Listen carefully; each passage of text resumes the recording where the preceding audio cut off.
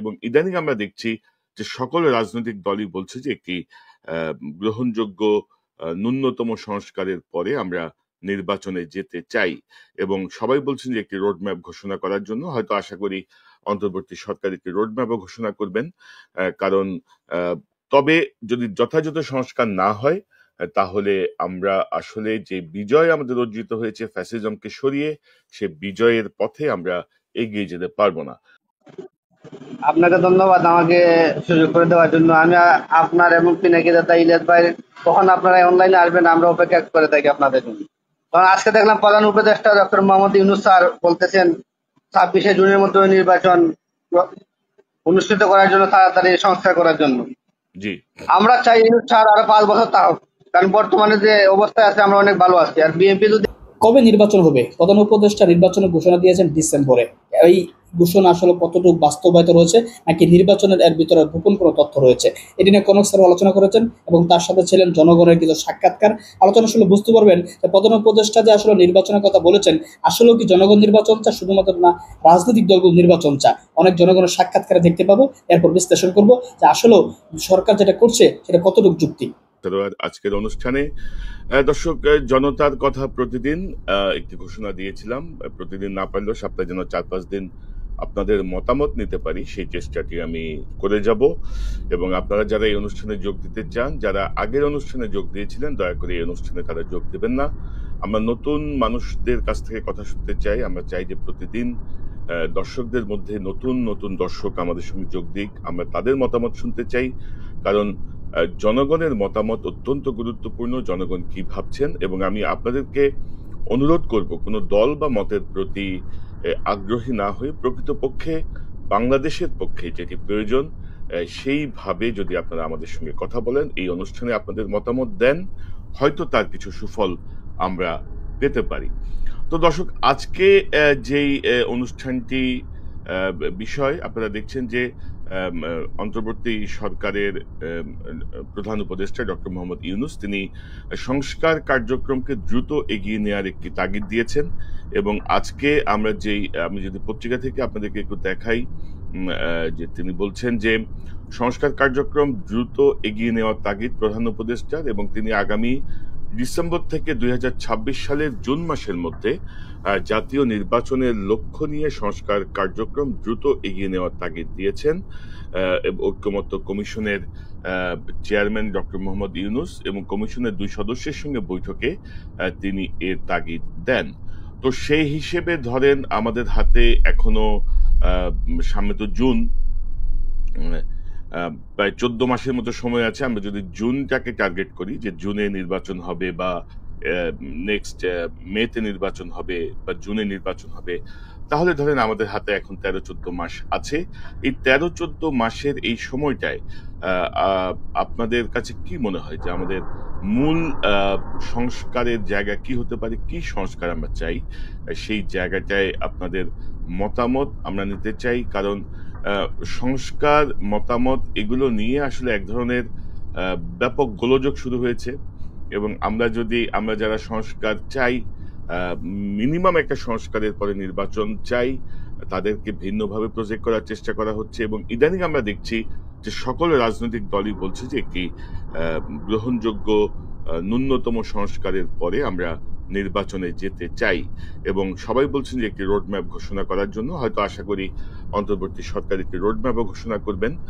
কারণ তবে যদি যথাযথ সংস্কার না হয় তাহলে আমরা আসলে যে বিজয় আমাদের অর্জিত হয়েছে ফ্যাসিজমকে সরিয়ে সে বিজয়ের পথে আমরা এগিয়ে যেতে পারবো না। দর্শক, আমার কমেন্টসে আমি লিঙ্ক দিয়ে দিয়েছি, আপনারা যারা আমার সঙ্গে যোগ দিতে চান দয়া করে আপনারা সংযুক্ত হন এবং আপনাদেরকে অনুরোধ করব দয়া করে একটি স্থির জায়গায় বসে আপনার ক্যামেরায় আপনার ভালোভাবে যখন আপনাকে দেখা যাবে তখন আপনারা সংযুক্ত হবেন, কারণ আমরা আপনাদেরকে ভালোভাবে উপস্থাপন করতে চাই, আপনাদের কথা গুরুত্ব সহকারে শুনতে চাই এবং কোনোভাবেই আপনাদের কথা 1 মিনিটের বেশি যেন না হয় সে অনুরোধ করছি। যতটুকু সংক্ষেপে আপনারা আপনাদের বক্তব্য দিতে পারেন সেই বিষয়টি আমি আপনাদের কাছে অনুরোধ করছি। তো আমার সঙ্গে যারা যোগ দিচ্ছেন আমি কয়েকজনকে সংযুক্ত করছি।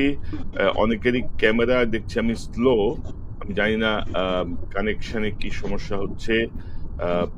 অনেকে আমার সঙ্গে যোগ দিয়েছেন ইতিমধ্যে, অনেকের ক্যামেরা ঠিক কাজ করছে না, তারা এখনো বুঝতে পারছে না কি হচ্ছে। এবং আমরা চাই যে আপনাদের মতামত আমরা তুলে ধরতে চাই নিয়মিতভাবে, যেন তার একটি সুফল বাংলাদেশ পায়, তার একটি সুফল যেন আমাদের যারা নীতি নির্ধারক আছেন তারা যেন পায়। সেই জায়গাটা থেকে আমাদের এই প্রচেষ্টা। আশা করি আপনারা আমার কথা বুঝতে পারছেন। আমি আবারও বলি, যারা যোগ দিয়েছেন দয়া করে আপনাদের মাইক্রোফোন মিউট করে রাখেন, যখন কথা বলবেন তখন আনমিউট করে নেবেন, কারণ ইন্টারাপ্টেড হয়। এবং খুব সংক্ষেপে আপনাদের মতামতটা আমাদের কাছে তুলে ধরবেন। আমি যদি প্রথমে আহ্বান জানাই জনাব ইমরান আহমেদ, আপনার কথা শুনি। আসসালামু আলাইকুম। কনক ভাই, আমার কথা কি শোনা যাচ্ছে? জি, শোনা যাচ্ছে ভাই, বলেন। আপনাকে ধন্যবাদ আমাকে সুযোগ করে দেওয়ার জন্য। আমি আপনার এবং পিনাকি দাদা ইলিয়াস ভাই কখন আপনারা অনলাইনে আসবেন আমরা অপেক্ষা করে থাকি আপনাদের জন্য। কারণ আজকে দেখলাম প্রধান উপদেষ্টা ডক্টর মোহাম্মদ ইউনূস স্যার বলতেছেন 26শে জুনের মধ্যে নির্বাচন অনুষ্ঠিত করার জন্য, তাড়াতাড়ি সংস্কার করার জন্য। জি, আমরা চাই ইউনূস স্যার আরো 5 বছর থাকুক, কারণ বর্তমানে যে অবস্থায় আছে আমরা অনেক ভালো আছি। আর বিএনপি যদি আসে দেশটা ধ্বংস হয়ে যাবে। এখনই ওনারা যে দখলবাজি ছাতাবাজি শুরু করছে তাইতে আমরা হতাশ। আমরা চাই না এখন নির্বাচন, আর পরে নির্বাচন হোক। আগে দেশটা ইউনূস স্যার অনেক কিছু ভালো করে অর্থনীতি তারপরে নির্বাচন করেন। কি সংস্কার প্রয়োজন, কোন জায়গাটায় সংস্কার প্রয়োজন, যেটা আমরা জানতে চাচ্ছি, যে কোন জায়গাটায় আপনি সংস্কার চান, কি সংস্কার চান আপনারা? সংস্কার চাই আপনার 2বারের বেশি কেউ প্রধানমন্ত্রী হতে পারবে না, বা আপনার রাষ্ট্রপতি কোনো দলীয় লোক হতে পারবে না, নির্দলীয় লোক রাষ্ট্রপতি হতে হবে। এগুলো আমরা চাই, যাতে কোনো স্বৈরাচার ভবিষ্যতে হতে পারে না। এরকম সংস্কার করে দিলে আমাদের জন্য অনেক উপকার হবে ভবিষ্যতে। জি, ধন্যবাদ জনাব ইমরান আহমেদ, ধন্যবাদ আপনার মন্তব্যের জন্য। জনাব শেখ শরীফুর, আমি আপনার নামটা একটু ক্লিয়ার করি। আসসালামু আলাইকুম। শরীফুর রহমান, শেখ শরীফুর রহমান। জি, আপনার কথা শুনি ভাই। হ্যাঁ, আপনাকে অসংখ্য ধন্যবাদ সুযোগ দেওয়ার জন্য। আসলে সংস্কার বলতে তো অনেক কিছুই মিন করে, তাই না? তা ওরাও তো বলে যে সংস্কার একটা চলমান প্রক্রিয়া, কিন্তু যে সংস্কারগুলি মানে সবচেয়ে বেশি জরুরি, যেমন ধরেন সংবিধানের সংস্কারটা, যেমন সংবিধানে যে আছে 70 অনুচ্ছেদ, যেখানে ধরেন কোনো সংসদ সদস্যের আসলে কোনো ভ্যালু নাই।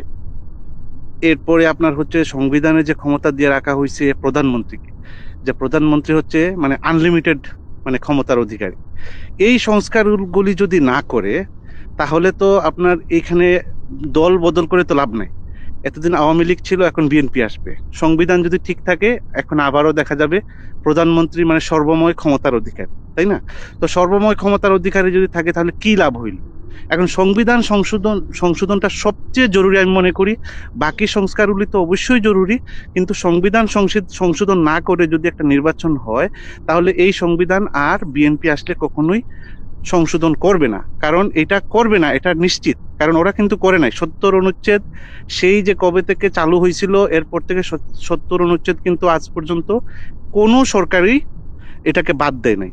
তো এখন যদি ওইটাই থাকে তো কি লাভ হবে? বাকি যে সংশোধনগুলি আছে বা বাকি যে সংস্কারগুলি আছে ওগুলি করুক, আস্তে ধীরে করুক। এরকম আরো কয়েকটা জিনিস যে বিষয়গুলি আছে ওগুলোকে আগে আইডেন্টিফাই করা হোক। হ্যাঁ, তারপরে আমি কিন্তু শরীফুর রহমান সাহেব, এই সরকারের প্রধানের সংবিধান পরিবর্তন করার তো ম্যান্ডেট নাই, যেটি বলা হয় যে রাজনৈতিক দলগুলো যা বলছে। না, ম্যান্ডেট নাই এই কথাটা ঠিক না। যে কথাটা কেউই বলে না যে গণভোটের ব্যবস্থা করা। গণভোটের ব্যবস্থা করলে তো এটা ইজিলি করা যেত। তো গণভোটের ব্যবস্থা কেন করা হয় না? গণভোট করলে তো এটা করা যায়। তো এটা সংবিধান সংশোধন না করে যদি নির্বাচন দেয় তাহলে কনক ভাই আমি আপনাকে বলি কোনো লাভ হবে না। যতই আপনি উপরে আপনি ধরেন নির্বাচন কমিশন সংস্কার করেন, প্রশাসনের সংস্কার করেন, এইগুলি ভুয়া জিনিস।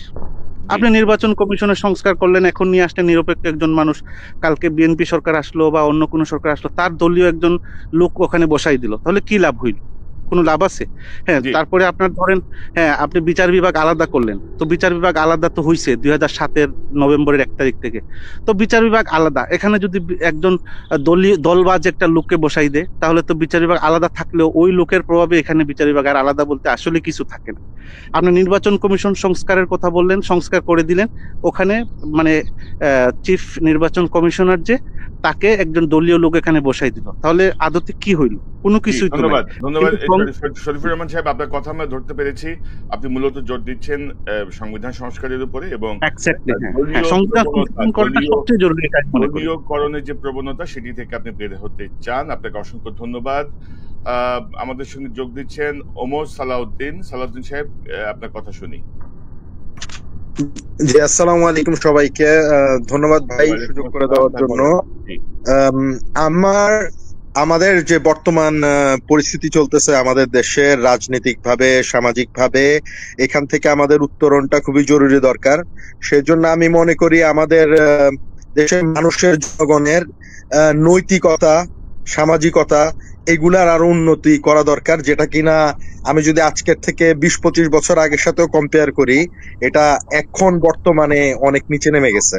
তো এইটা ঠিক করার জন্য আমার মতে সংস্কার একটা লং টার্ম প্ল্যান নিতে হবে, স্পেশালি শিক্ষার দিকে।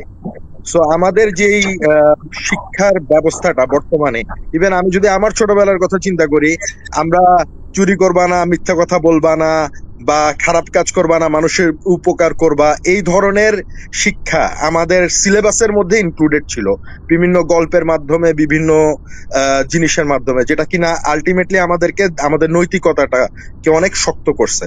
তো যেটা কিনা আমি বর্তমানে যখন আমি আমার ছোটদের সাথে, অনুজদের সাথে কথা বলি, দেখি যে এই জিনিসটা অনেক মিসিং।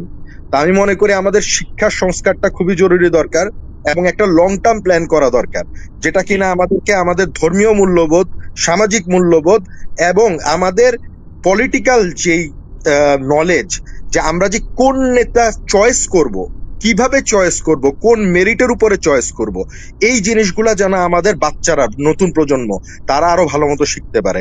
এবং আশা করি সেটা হলে আমাদের সমাজ এবং দেশের উন্নতি হবে। জি ধন্যবাদ সালাউদ্দিন সাহেব আপনাকে। তিনি মূলত জোর দিচ্ছেন শিক্ষা সংস্কার এবং নৈতিকতার যে শিক্ষা, শিশুকাল থেকে সবাইকে গড়ে তোলার বিষয়টা।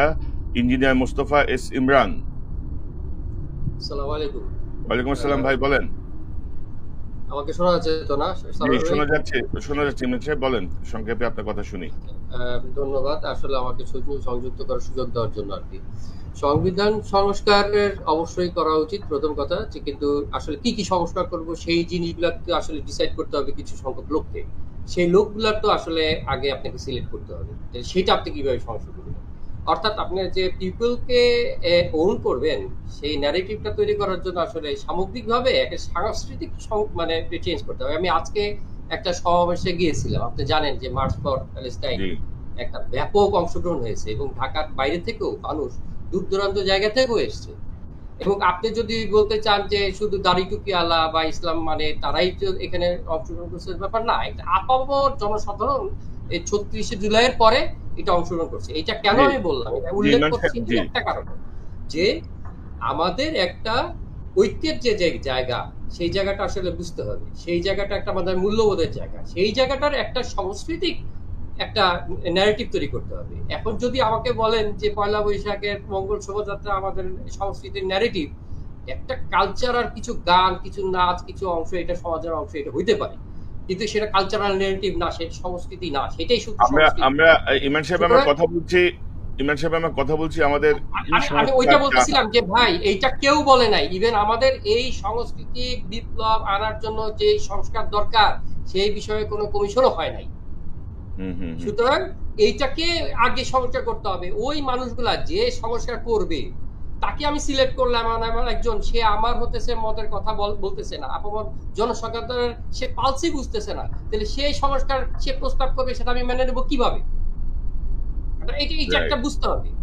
সুতরাং আরেক ভাই আমাদের যেটা বলছে যে গণভোটের দরকার আছে, আসলে একটা না, একটা গণভোট হবে ঠিকই, তার কিছু মানে বিষয় সিলেক্ট করে 2-3টা ভোট মানুষের দেওয়ার ক্ষমতা অর্পণ করতে হবে। তার পরবর্তীতে সেই সমস্যাগুলো যদি করা হয় সেটা একটা সাস্টেইনেবল হবে, আদারওয়াইজ সাস্টেইনেবল হবে না। জি জি, ধন্যবাদ ধন্যবাদ আপনাকে, অসংখ্য ধন্যবাদ। জনাব মোস্তফা সাহেব বলছিলেন যে তিনি সংস্কার চান এবং তিনি চাচ্ছেন যে একটি গণভোট হোক, তিনিও সমর্থন দিচ্ছেন এবং তিনি চাচ্ছেন যে আর বেশ কয়েকটি পয়েন্ট যুক্ত করা হোক। তিনি প্রশ্ন তুলছেন যে যারা এই সংস্কার কমিশনে আছে তাদের আসলে যোগ্যতা কতটুকু, এই বিষয়টি তিনি বলছেন। জনাব মোহাম্মদ বাপ্পি, আনমিউট করে নেন ভাই, আনমিউট করে নেন। জি আনমিউটেড, জি বলেন। আসসালামু আলাইকুম। ওয়ালাইকুম আসসালামু আসসালাম। আলাইকুম কনক স্যার, আশা করি আপনি ভালো আছেন। আমি আপনার নিয়মিত দর্শক এবং কি আপনার সব বিষয়ে আমি শুনি। আমার কথা হচ্ছে যে রিফর্ম সংস্কার ছাড়া যদি নির্বাচন দিয়ে দেয় ডক্টর ইউনূসকে, উনি ফেসিবাদী যে আওয়ামী লীগ বিএনপি কে ডিস্টেবিলাইজ করে তাদেরকে ক্ষমতায় অ্যাকচুয়ালি কি থাকতে দেবে কিনা, আমার সবচেয়ে বড় শঙ্কার জায়গা হচ্ছে এটা। 15 বছর প্রত্যেকটা সেক্টরে তাদের লোক বসিয়ে রেখেছে। আপনি সংস্কার ছাড়া রিফর্ম ছাড়া একটা ইলেকশন দিয়ে দিল। আওয়ামী লীগ এমন একটা ভয়ঙ্কর দল, হ্যাঁ, সবকিছু তছনছ করে দিতে পারে। তার মানে তাদের ওরকম একটা ন্যারেটিভ আছে। এখন ইউনূস সাহেব থাকার কারণে কি জিনিসটা এরা বেশি করতে পারতেছে না। আদারওয়াইজ যদি বিএনপি ইলেকশন দেয়, বিএনপি ক্ষমতায় আসে, দেখবেন হরতাল অবরোধ দিয়ে, পেট্রোল মেরে মেরে আপনার দেশের জঙ্গি বলে তারা সবকিছু তছনছ করে দেবে। এই কারণে আপনি সংস্কারে আমি সংস্কার বলতে কনক স্যার, আমার সংস্কার বলতে সবসময় মানুষের মনের সংস্কার চাই। মন থেকে মানুষ বাংলাদেশকে ভালোবাসবে, নিজের থেকে সংস্কার হতে হবে। আদারওয়াইজ সারা জীবন সংস্কার করলে সংস্কার চাই হবে না, ওইটাই নিজের থেকে সংস্কার হতে হবে। জি ধন্যবাদ, অনেক গুরুত্বপূর্ণ একটা কথা বলেছেন। মনের সংস্কার করবে কে, এটা আরেকটা প্রশ্ন। কার মন কে সংস্কার করবে সেটা আরেক জটিল বিষয়। জনাব হোসেন মীর, আপনার কাছ থেকে শুনি, আনমিউট করে নেন। জি আসসালামু আলাইকুম। ওয়ালাইকুম আসসালাম। আমি অবশ্যই মনে করি আমাদের বাংলাদেশের নতুন প্রজন্ম, বর্তমান প্রজন্ম অনেক সচেতন। তারা এই বাংলাদেশকে আর পেশিবাদে ফিরতে দেবে না। আর আমরা অবশ্যই বাংলাদেশ সৃষ্টি লগ্ন থেকে আমরা ক্লান্ত, স্বৈরাচার তাড়াতে আমরা ক্লান্ত। আমরা চাই, অবশ্যই সংস্কার চাই। সংস্কার ছাড়া নির্বাচন দিয়ে দিলে কোনো কিছুই হবে না আমাদের দেশে। আমাদের শুরুর দিকে আমাদের প্রথম যে সংস্কার তা করতে হবে আমাদের সংবিধান সবার আগে সংস্কার করতেই হবে। সংবিধানে এখনো আমাদের এই সংবিধানে আমাদের কুমির লুকিয়ে আছে।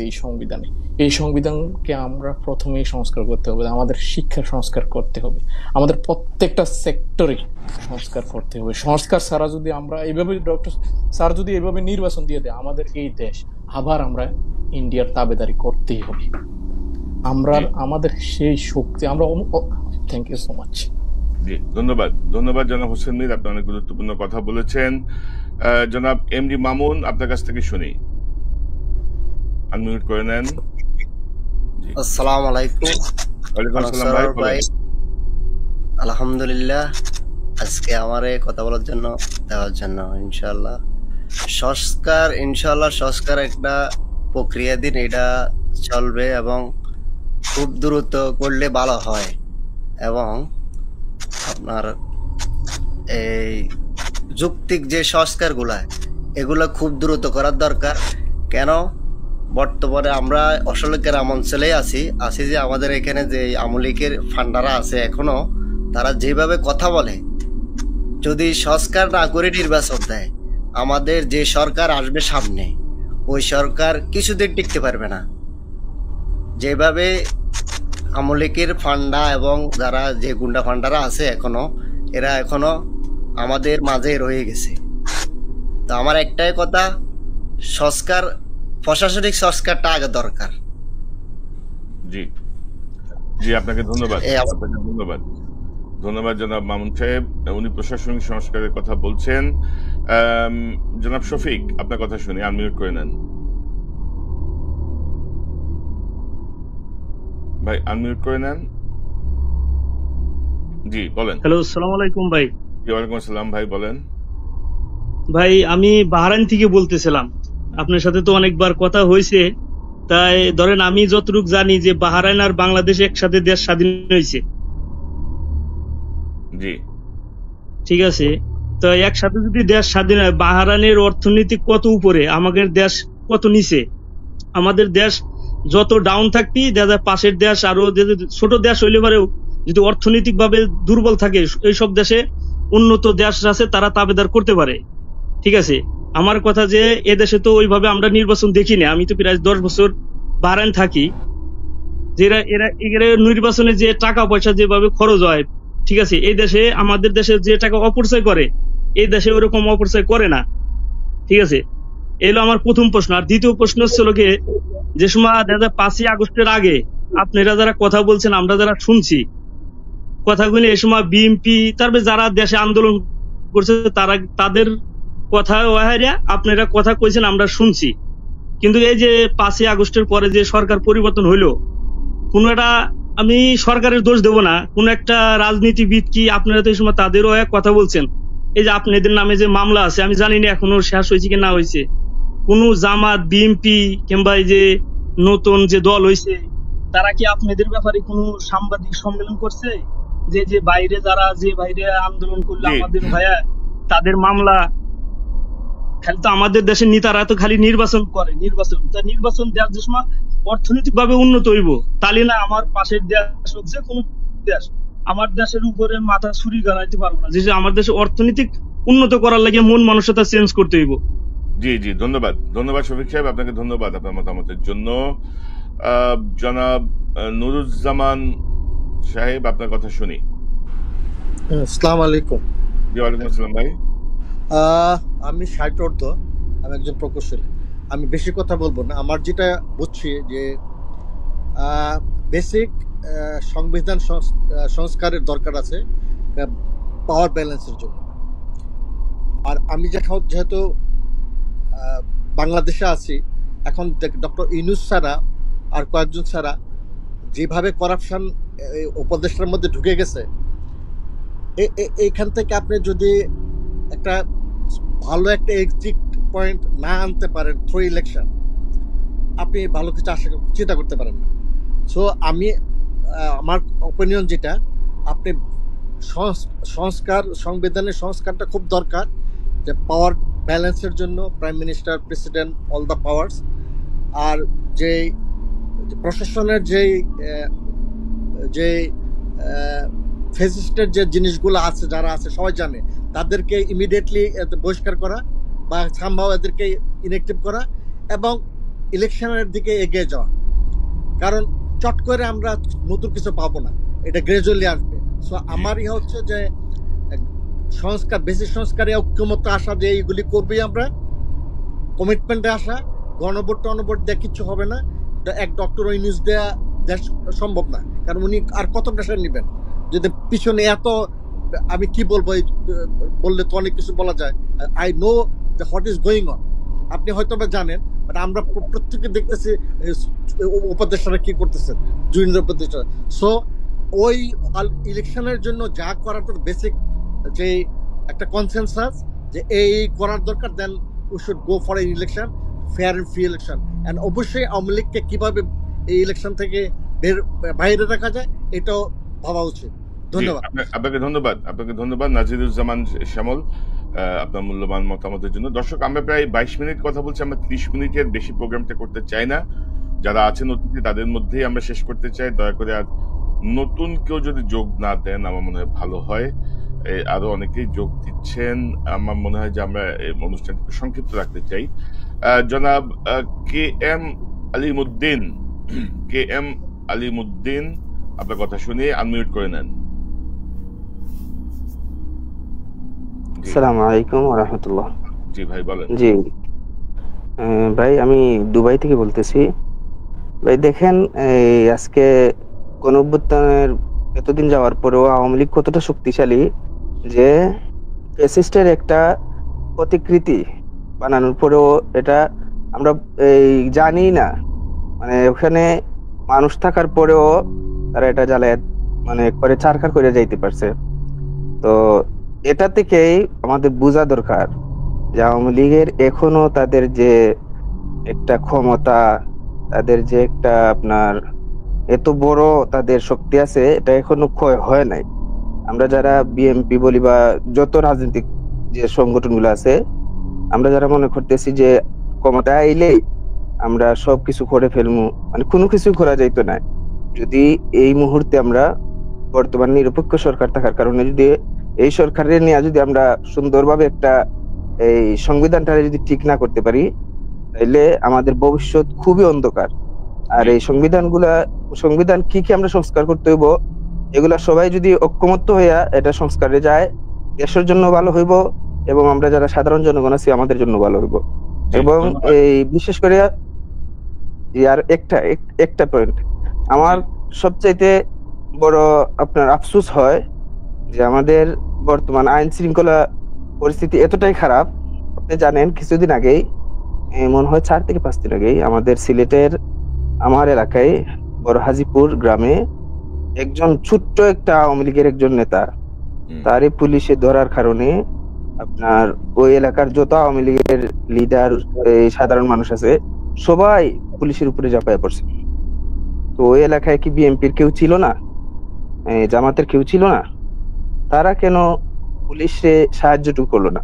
আমরা সবাই বলতেছি পুলিশ কাজ করে না, পুলিশ কাজ করে না, কিন্তু আমরা পুলিশের সাহায্যের বেলা কেউ নাই। অতএব এই সংস্কার ছাড়া নির্বাচনে যদি কেউ যায়, এই নির্বাচন ফলপ্রসূ হবে বলে আমার মনে হয় না। জি, ধন্যবাদ আলিমুদ্দিন সাহেব, আপনি গুরুত্বপূর্ণ কথা বলেছেন। এবং আসলে একজন অতিথি যেটি বলছিলেন যে ডক্টর ইউনূস আর কত লোড নেবেন, ওনার সাথে যারা কাজ করছেন তাদের কর্মকাণ্ডে তো আমরা দেখতেই পাচ্ছি। তো তাদের নিজস্ব কোনো আলো তারা এখন পর্যন্ত জ্বালাতে পারেননি। ডক্টর ইউনূসের আলোয় তারা আলোকিত হচ্ছেন। এটি আরেকটি হতাশার আরেকটি অধ্যায়, আরেকটি হতাশার দিক। জনাব হাবিবুর, আপনার কাছ থেকে শুনি, আপনি বলেন। ভাই অসংখ্য ধন্যবাদ ডক্টর কনক সরোয়ার ভাই, চুয়াডাঙ্গা জেলা থেকে আপনাকে শুভেচ্ছা। আমি মানে কি বলবো, আপনার সাথে কথা বলতে পেরে আমি অত্যন্ত ভাগ্যবান মনে করছি। আমাদের চুয়াডাঙ্গা জেলায় জি মানে বেশিরভাগই মানুষই চাচ্ছে যে আপনার ডক্টর ইউনূস 5 বছর পুরা সম্পূর্ণ ক্ষমতায় থাকুক, কেননা উনি যে উন্নতি মানে যে এরকম দেখাচ্ছে এ বিগত কোনো সরকারের মধ্যে এরকম দেখিনি। তো আমরা চাই যে ডক্টর ইউনূস স্যার 5 বছর ক্ষমতায় থাকুক। জি, ধন্যবাদ। এগুলো অবশ্য আবেগতাড়িত কথা। আমাদেরকে নির্বাচনে যেতে হবে এবং আগামী আরো যে 14 মাস সময়, আমি যদি আগামী বছরের জুন পর্যন্ত দেখছি, জুনের মধ্যে একটি কার্যকর সংস্কারের মাধ্যমে আমরা হয়তো নির্বাচন। জি, আর একটা কথা যে আপনার এই যেটি একটা সাইকেলের মধ্যে যেতে আপনার একটা চাকা নষ্ট হয়, সে গাড়ি গান তো চলতে আপনার হচ্ছে সমস্যা হয়। তার মধ্যে যেরকম উপদেষ্টাদের মধ্যে সমস্যা আছে, এগুলো সমাধান করার মানে যেভাবে সমাধান করতে হবে, ওদের বাইরে বের করে দিতে হবে উপদেষ্টার ভেতর থেকে। জি, আপনাকে ধন্যবাদ আপনার মতামতের জন্য। আমরা যদি কথা বলি জনাব মুস্তাফিজুর রহমান, আনমিউট করে আপনার কথা বলেন। জি, আসসালামু আলাইকুম। কনক ভাই সহ যারা দেখছেন এবং দেখবেন সবাইকে ধন্যবাদ। আমি সৌদি আরব থেকে বলছি। আমাদের সর্বপ্রথম সংস্কার করতে হবে আমাদের বর্তমান ডক্টর ইউনূসের যে উপদেষ্টা পরিষদ, এটাকে আগে সংস্কার করতে হবে। এই ধ্বজভঙ্গ উপদেষ্টা পরিষদ দিয়ে আমাদের সংস্কার কোনোভাবেই সম্ভব না। আমাদেরকে সর্বপ্রথম সংস্কার করতে হবে উপদেষ্টা পরিষদ। জি, ধন্যবাদ কনক ভাই। জি, আপনাকে অসংখ্য ধন্যবাদ। আমরা যদি দর্শক জনাব তুষার আব্দুল্লাহ, আপনার আসসালামু আলাইকুম। ওয়ালাইকুম আসসালাম। আসসালামু আলাইকুম কনক ভাই, তুষার আব্দুল্লাহ বলছি। আমি চীন থেকে বলছি। গত লাইভে আমি যুক্ত হয়েছিলাম আপনার সাথে। খুব সংক্ষেপে ভাই বলেন। হ্যাঁ জি ভাই, আমি হচ্ছে আপনার সংস্কার এবং প্রধান উপদেষ্টা আজকে যে বিবৃতি দিয়েছেন সবটা পুরোটাই আমি দেখলাম। তো ইউনূস সাহেব প্রধান উপদেষ্টা, উনি ডিসেম্বর থেকে জুনের 26-এর মধ্যে ইলেকশনের কথা বলতেছেন। তবে এখনো আমরা দৃশ্যমান কোনো সংস্কার দেখতে পাইতেছি না, এবং রাজনৈতিক দল থেকেও আমরা আসলে সংস্কারের কোন ধরনের প্রতিশ্রুতি, বিএনপি আসলে সংস্কারের কথা বলতেছে, সংস্কার ওনারাই সর্বপ্রথম 31 দফা সংস্কারের প্রস্তাবনা দিয়েছিল। তবে বিএনপি ইদানিং যা করতেছে জনগণের সাথে এক ধরনের প্রতারণা। কেমন বিএনপি ফেসবুকের পেজগুলা বা ওদের যে মিডিয়া সেল থেকে যে ধরনের পোস্টগুলো দেওয়া হচ্ছে, ওই পোস্টগুলোর মধ্যে আসলে যেই জনপ্রশাসন সংস্কার বা দুদক কমিশন সংস্কার, যে প্রস্তাবগুলোর মানে না করার আসলে কিছুই নাই। দেশের সব জনগণ বা সব রাজনৈতিক দল এই সংস্কারগুলো মানে প্রায় মোটামুটি সবগুলোর সাথে একমত পোষণ করছে। এই সংস্কারগুলো আপনি কি মনে করেন, মানে কি সংস্কার আপনি চান? মূলত ধরেন 14 মাস সময় আছে এখনো, এর মধ্যে কি কি সংস্কার আপনি মনে করেন যে এটা গুরুত্ব দিয়ে করে দেওয়া উচিত? জি জি, আমি ভাই বলতেছি, আমি মানে এই সংস্কারগুলোর ক্ষেত্রে সবাই মোটামুটি একমত, কিন্তু ওদের ফেসবুক পেজ থেকে বারে এই সংস্কারগুলো আমরা একমত হয়েছি, কিন্তু মূল যে সংস্কার, যে আমাদের যে শাসন ব্যবস্থার সংস্কারটা করতে হবে, বা অন্যরা যেগুলা মানে দ্বিতীয় রিপাবলিকের কথা বলতেছে, সেকেন্ড রিপাবলিকের কথা বলতেছে, আমাদেরকে সেই ট্রান্সফরমেশনে যদি আমাদেরকে যাইতে হয়, তাহলে আমাদের শাসন ব্যবস্থার আমূল পরিবর্তন দরকার। রাষ্ট্রপতি এবং প্রধানমন্ত্রী ক্ষমতার মধ্যে ভারসাম্য, যেন প্রধানমন্ত্রীর আমাদের যেই সংবিধান আছে, এই সংবিধানের মধ্যে প্রধানমন্ত্রীকে মানে এক কথায় বলতে গেলে একনায়কতন্ত্রের সম্পূর্ণ রাস্তা খোলা আছে। এই সংবিধান রেখে যদি মানে নির্বাচন করা হয়, হোক সেটা বিএনপি কিংবা আওয়ামী লীগ কিংবা অন্য কোনো রাজনৈতিক দল বা জামাত ইসলাম বা এনসিপি যেই আসুক না কেন ক্ষমতার মধ্যে, ওরা আসলে ক্ষমতার লোভে পড়ে ওরা আবার একই শেখ হাসিনার হয়তো 10 বছর আমরা হয়তো ভালো থাকবো, এই 24-এর প্রেরণাটা আমাদের মধ্যে থাকবে, কিন্তু 10 বছর পরে আমরা সেই আবার একই জায়গায় চলে যাবো, যে কোনো রাজনৈতিক দল। জি, ধন্যবাদ জনাব তুষার আব্দুল্লাহ আপনার মূল্যবান মতামতের জন্য। আমরা কথা বলতে চাই জনাব নাইম আপনার সাথে। এস রহমান সাহেব কি আছেন? ওনাকে দিয়ে আমি অনুষ্ঠানটা শেষ করবো ভাবছিলাম। নাইম সাহেব, জি ভাই, আমি চাচ্ছি যে মানে প্রত্যেকটা সেক্টরে এমন কাউকে নিয়োগ দেওয়া বা বসানো যাতে সে লোকটা দেশের জন্য চিন্তা করে আর কি। নিজের জন্য তো চিন্তা করবেই, কিন্তু দেশের জন্য যদি বেশি চিন্তা করে।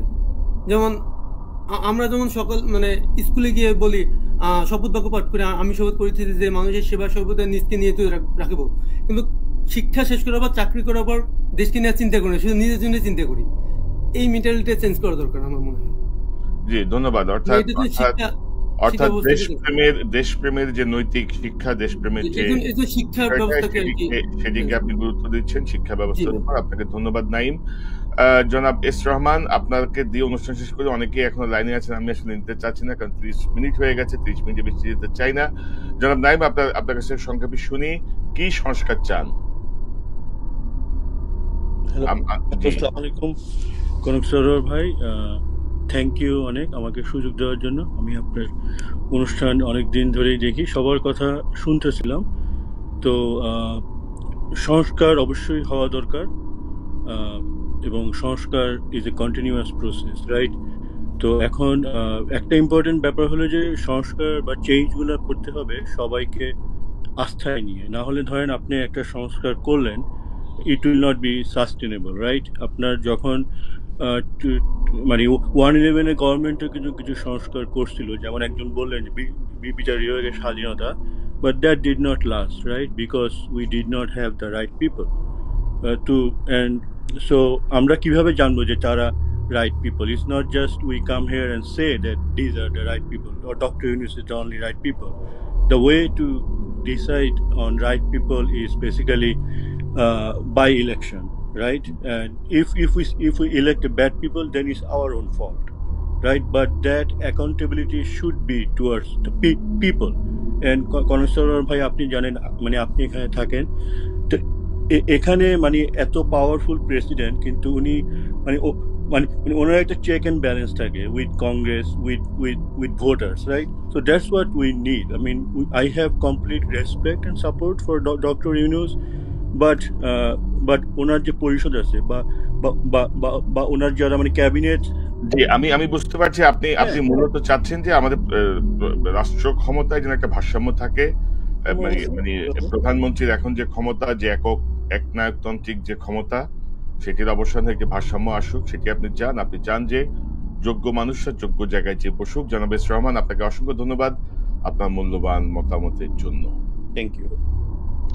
দর্শক, আমরা অনুষ্ঠান বড় করতে চাই না, অনেকে এখনো আছেন, আমি আসলে দুঃখিত। নিশ্চয়ই আগামীকাল বা পরশু আচ্ছা একজন সিনিয়র পার্সন দেখছি, জনাব হারুনুর রশিদ, আপনার কথা শুনি। জি ওয়ালাইকুম আসসালাম, বলেন আপনার মতামত শুনি।